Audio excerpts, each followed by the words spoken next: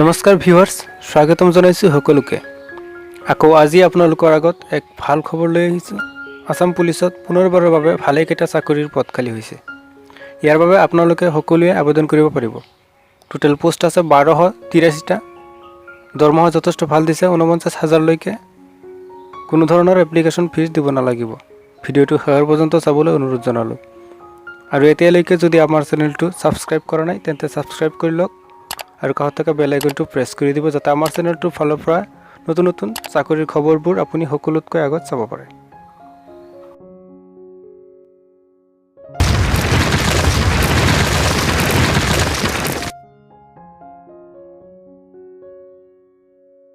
Subscribe now and press the bell icon for never miss an update.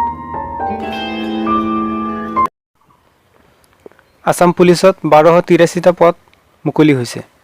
ফুল ইনফৰমেশ্যনখিনি চাবলৈ আমাৰ official website visit কৰিব পাৰে assamjobsnews.com। গতিকে আহক ভিডিঅ'টো আৰম্ভ কৰোঁ।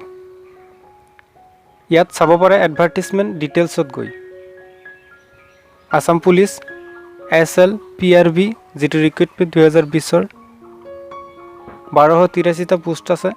তাৰ ভিতৰত কনষ্টেবল, ফায়াৰমেন আৰু বেলেগ বেলেগ পদৰ চাকৰি আছে। সকলোবোৰ মিলি মুঠ 1283টা পদ আছে। আৰু তলত এই আটাইকেইটা পোষ্টৰ ডিটেইলছ দিয়া আছে।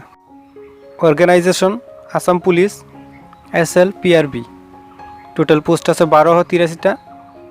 অনলাইনৰ জৰিয়তে আবেদন কৰিব লাগিব। আবেদন চলি থাকিব 25 ফেব্ৰুৱাৰীৰ পৰা 15 মাৰ্চলৈ। এইটো ৱেবছাইটত গৈ আবেদন কৰিব পাৰিব। তলত সকলো দিয়া আছে।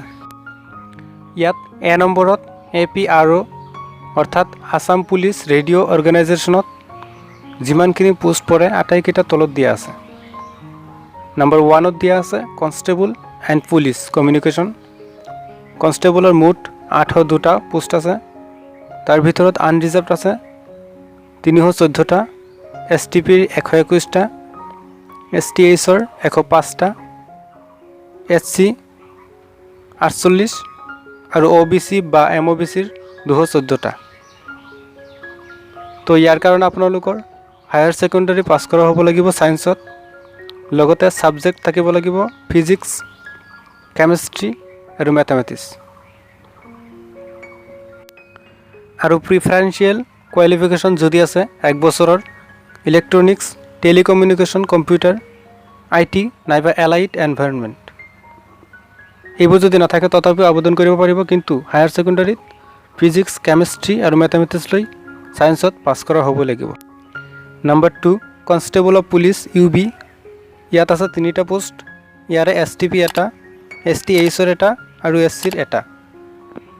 কনষ্টেবল অফ পুলিচ UBৰ বাবে লাগিব হায়াৰ ছেকেণ্ডাৰী পাছ যিকোনো বৰ্ড আৰু কাউন্সিলৰ পৰা।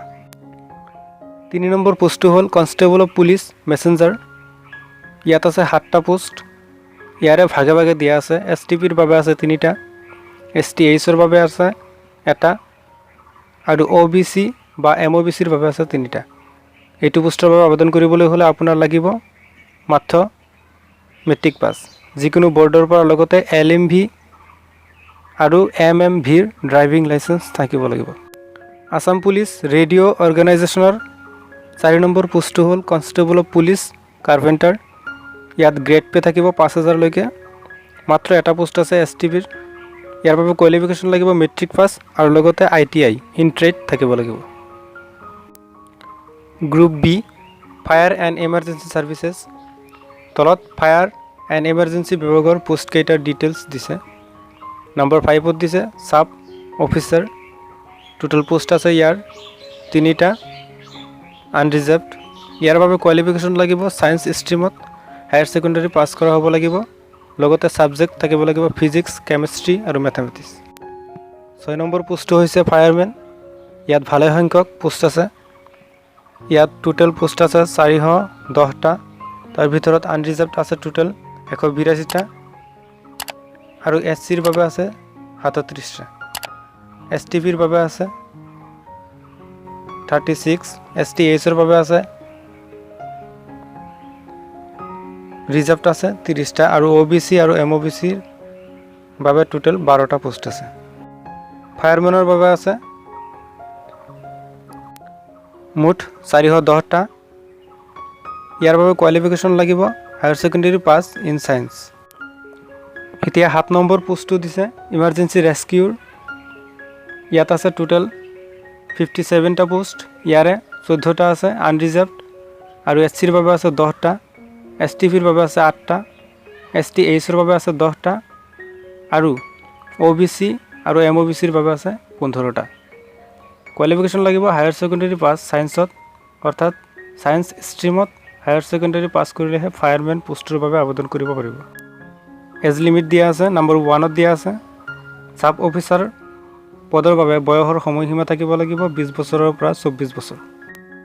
নম্বৰ 2ত দিছে group A Assam police radio' অৰ্গেনাইজেশ্যনৰ কনষ্টেবল আৰু group B fire and emergency ছাৰ্ভিচৰ ফায়াৰমেন আৰু এমাৰ্জেঞ্চি ৰেস্কিউৱাৰ আদি পোষ্টৰ বাবে 18 পৰা 25 বছৰ হ'ব লাগিব, তেতিয়াহে আপুনি এই পোষ্টৰ বাবে আবেদন কৰিব পাৰিব। আৰু ইয়াত এজ ৰিলেক্সনবোৰ দিয়া আছে, আপোনালোকে চাই ল'ব। আৰু তলত ইম্পৰ্টেণ্ট ইনষ্ট্ৰাকশ্যন দিয়া আছে ছিলেকশ্যন প্ৰচেছৰ বিষয়ে। ইয়াত দিয়া আছে যিসকল প্ৰাৰ্থীৰ, এইখিনি আপোনালোকে মনোযোগ দিব, যিসকল প্ৰাৰ্থীৰ বাবে আবেদনবোৰ শুদ্ধ পোৱা যাব সেইসকল প্ৰাৰ্থীৰ বাবে PST যিটো কয় ফিজিকেল ষ্টেণ্ডাৰ্ড টেষ্ট আৰু ফিজিকেল ইফিচিয়েঞ্চি টেষ্ট অৰ্থাৎ PET এই দুটা পৰীক্ষা মানে টেষ্ট লোৱা হ'ব। আকৌ কৈছোঁ, যিসকল প্ৰাৰ্থীৰ আবেদন শুদ্ধ পোৱা যাব সেইসকলৰ প্ৰাৰ্থীৰ বাবে PST যিটো ফিজিকেল ষ্টেণ্ডাৰ্ড টেষ্ট আৰু ফিজিকেল ইফিচিয়েঞ্চি টেষ্ট অৰ্থাৎ PET এই দুটা টেষ্ট লোৱা হ'ব। দৰমহা দিয়া আছে 14,000ৰ পৰা 49,000লৈকে, লগতে গ্ৰেড পে থাকিব। এই এটাকেইটা পোষ্টৰ বাবে আবেদন কৰিবলৈ হ'লে আপোনালোকে কোনো ধৰণৰ ফিজ দিব নালাগে। ডিষ্ট্ৰিক্ট ৱাইজ ভেকেঞ্চি লিষ্টবোৰ আপোনালোকে ভালদৰে চাই ল'ব। ইয়াত দৰং ডিষ্ট্ৰিক্টত টোটেল পোষ্ট আছে 38টা, ধুবুৰীত আছে 57, হোজাইত আছে 38। আবেদন কৰিবলৈ হ'লে আপোনালোকে SLPRBৰ যিটো ৱেবছাইট আছে তাতে আবেদন কৰিব পাৰিব। আৰু ইয়াত তাৰিখবোৰ দিয়া আছে 25 ফেব্ৰুৱাৰীৰ পৰা 15 মাৰ্চলৈ। এপ্লাই অনলাইন লিংক ইয়াত দিছে, এইটো লিংকত ক্লিক কৰি আপোনালোকে অনলাইন কৰিব পাৰিব 25 ফেব্ৰুৱাৰীৰ পিছত। আছাম পুলিচৰ যিখিনি পোষ্ট আহিছে ভালেকেইটা পোষ্টৰ বিষয়ে জনাই দিলোঁ। যদি ইণ্টাৰেষ্টেড হয় তেন্তে আবেদন কৰিব পাৰে। চাকৰিটো যদি ভাল লাগিছে তেন্তে লাইক কৰিব, আৰু যদি কিবা বুজি নাপায় তেনেহ'লে কমেণ্ট বক্সত জনাই দিব। মই মোৰ ফালৰ পৰা যিখিনি সহায় কৰিব পাৰোঁ নিশ্চয় কৰিম। এনেধৰণৰ চাকৰিৰ বিষয়ে জানিবলৈ ছাবস্ক্ৰাইব কৰিব আৰু কাষত থকা বেল আইকনটো প্ৰেছ কৰি দিব, যাতে আমাৰ চেনেলটোৰ ফালৰ পৰা লেটেষ্ট চাকৰিৰ ভিডিঅ'বোৰ সকলোতকৈ আগত চাব পাৰে। ধন্যবাদ।